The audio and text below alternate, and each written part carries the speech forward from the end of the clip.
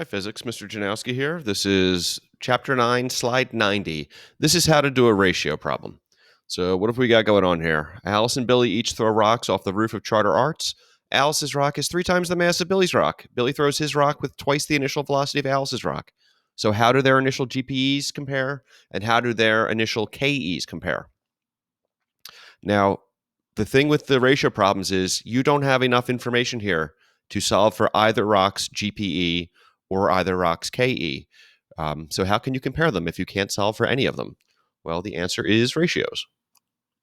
So here's what we do. So question 1, how do the initial GPEs of the two rocks compare? So what are we looking for? Step, the comparison, that's the ratio. So what we want is GPE of A over GPE of B. You could, by the way, just as easily say, well, I want GPE of B to GPE of A. Wouldn't matter. Either way is fine. So yeah, these things will equal question mark something. And what are the units? The units for this are actually nothing, because the units we have here, well, this is actually joules for GPE of Alice divided by joules for GPE of Billy. Yeah, they just cancel. This thing is dimensionless. So the next thing you should do, if you're doing a ratio problem, is make a list of the things that you know. So we know that Alice's rock is 3 times the mass of Billy's rock. So here's our list. And I'll write it like this.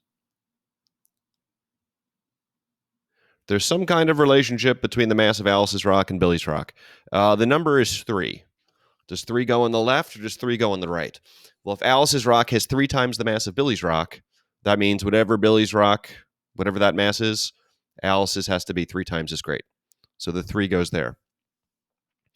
We also know that Billy throws his rock with twice the initial velocity of Alice's rock.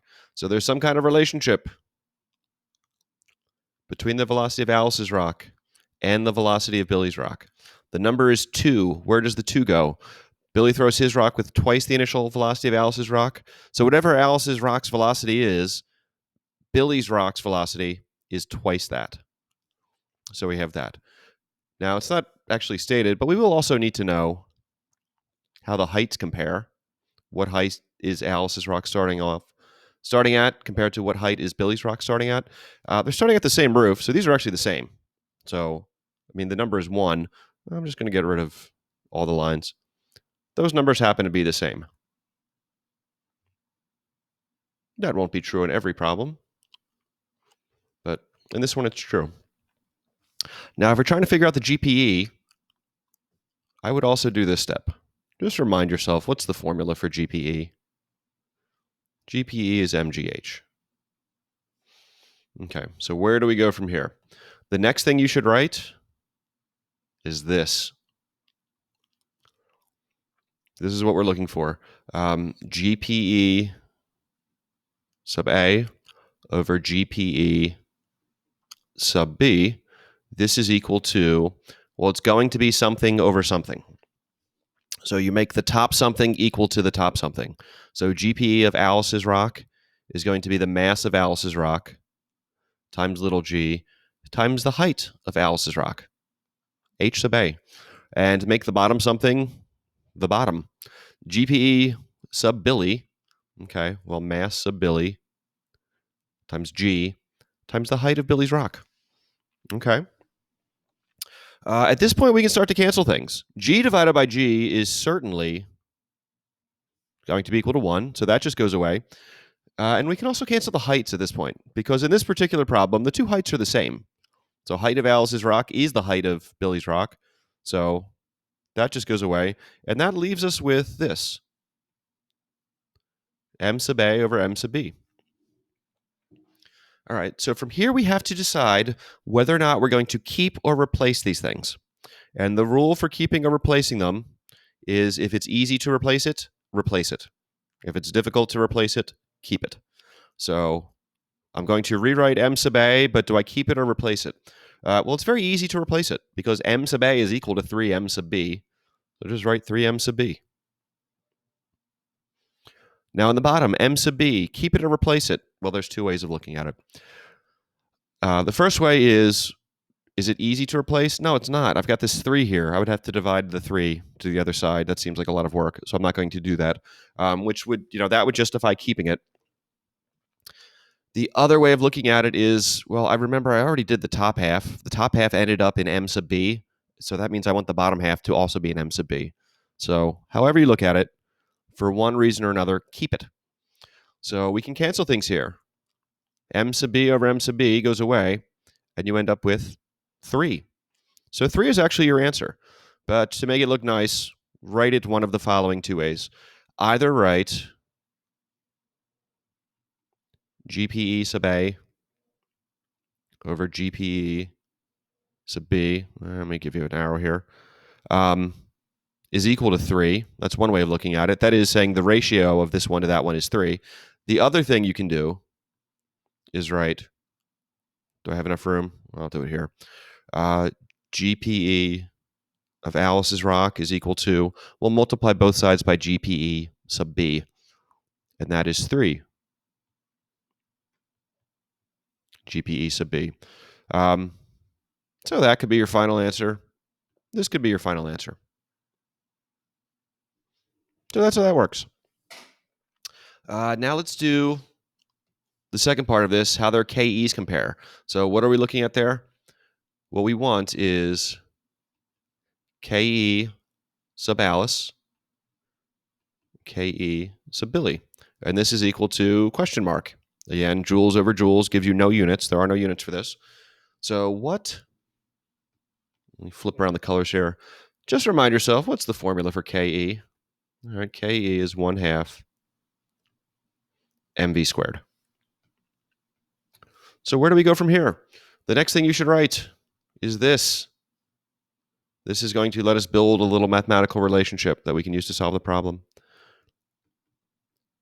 So KE sub A over KE sub B is equal to something over something. Make the top something equal to the top thing.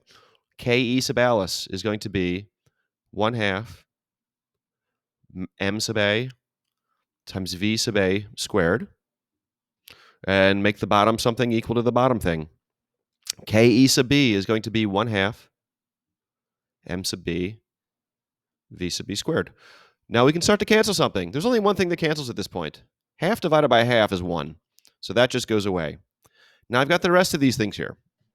I can't cancel MA and MB because they don't equal each other. Ditto VA, which is squared, divided by VB squared, because those things aren't equal to each other. So I've got to decide, am I keeping or replacing these things? So let's go one by one. Look at M sub A. Keep it or replace it. Very easy to replace it, so I'm going to replace it.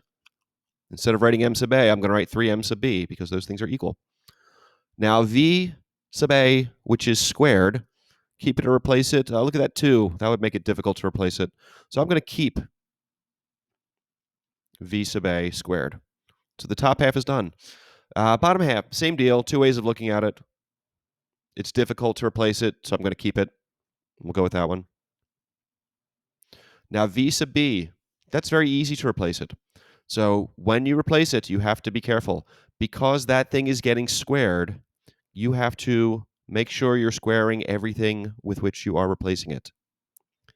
So that ends up being 2V sub A squared. So remember the PEMDAS that they taught you in Algebra 1 and Algebra 2, how to do the PEMDAS. All right, so at this point, some things will cancel. M sub B over M sub B, that goes away. I can't cancel the squares because that's not how algebra works. And I can't cancel the VAs yet. So let me actually just keep going from here. So on the top, we have 3 V sub A squared. Now when you square the quantity 2 V sub A, again, remember PEMDAS, make sure you're distributing it correctly. You're going to get 4 V sub A squared. It's 2 squared times VA squared is what you have. So at this point, I can cancel the things. VA squared divided by VA squared, that does cancel. And I end up with 3 over 4, which is my answer. So to make it nice, write it either like this. equals 3 over 4. Or if you prefer decimals, well, 3/4 is 0.75. So that works too. That's one way of writing it. You could also write KE sub Alice is equal to, you could write 3/4, or you could write 0.75 KE sub Billy. Then you put a box around it. So yeah, when you're starting to do these, the ratio problems, since these are new to you, I would highly recommend just do it exactly the way I've just shown you. And once it starts making more and more sense, then if you find your own shortcuts, you want to do it differently, go ahead, do it differently. But if you're getting started, people typically struggle with these problems a little bit. Just do it my way.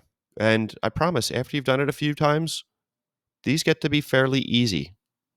So hopefully you found that helpful.